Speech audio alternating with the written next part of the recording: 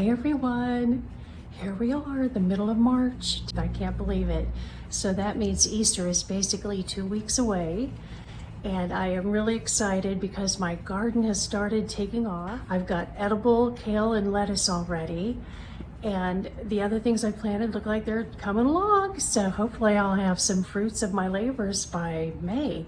Rocky, my volunteer tomato plant, has doubled in size, and the sweet potatoes have sprouted that I left in the ground after harvesting some in January.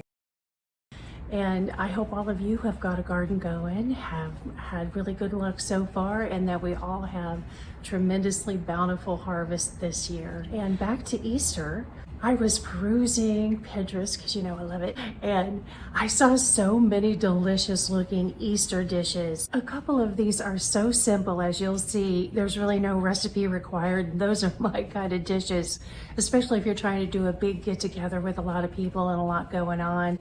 It's those easy dishes that just let you take a breath, right? I hope you find some inspo from some of these.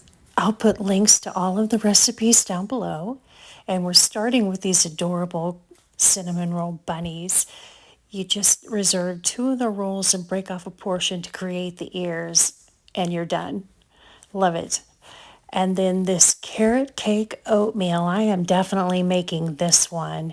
Since I'm on my own for Easter, I probably won't be making very many festive foods, but this is definitely going on the menu for me for the coming week. Can't wait to try it. And then these little haystacks, it's hash browns in a little mini cup. And I love these because you could turn them into a breakfast or an appetizer or serve them as a side dish with meal. They're so versatile. This particular recipe shows these with a cream base, ham, and peas. And then this is absolutely my favorite one that I'm showing today. I can't believe how easy these are. And I'm going to go through the steps here with some pictures, but of course I'll link it down below. But these are so stinking cute. Now again, you could do these as an appetizer or a lunch. Take crescent rolls, cut them into strips, wad up aluminum foil so it's kind of in a carrot shape, and wrap the crescents around the foil. And then you just bake them in the oven as you normally would. And after they come out of the oven, you remove the foil and you have your perfect carrot-shaped crescent roll with a hollow in the middle to fill as your heart desires, and stick a parsley leaf in the end for that carrot top touch. I'll probably put chicken salad in mine if I make these, but I just love this idea. Considering what little effort goes into them, I think they'll be a huge hit if you make these for your family. Now we have another item that could be considered an appetizer or a side dish. And I love this because it is simple too. You cook your carrots on their own.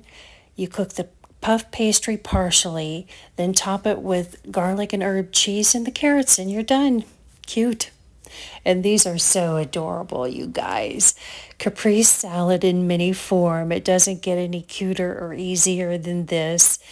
And, a slice of cheese, a little basil, part of an olive, half a tomato, balsamic vinegar. Next up, we have the strawberry spinach salad. Although this recipe calls for arugula, that's not my game. I prefer spinach. And, walnuts, this is a crowd pleaser. I think most people enjoy this kind of a salad.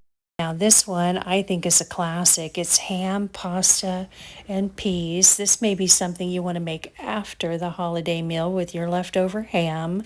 It's one of my favorites and it holds up so well. And I love making dishes that last after the holiday. And now this is a good quick version with minimal fuss, especially if you're not cooking for very many people.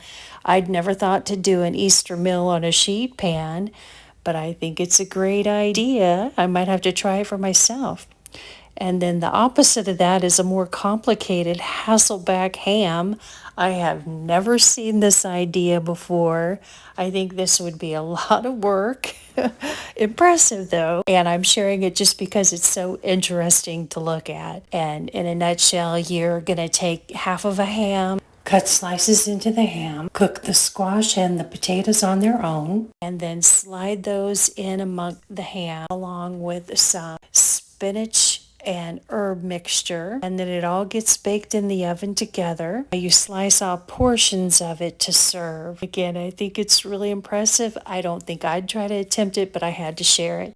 And now this one I'm sharing, it's spinach lasagna, kind of a classic dish, but I love that it's sort of light and springish looking with the white and the green, and that it's something you can put together ahead of time and then bake it in the oven while your ham is warming up, so you're not hassling in the kitchen, especially since many of us attend church in the morning before we have our big holiday meal. Now, again, we're doing some classics.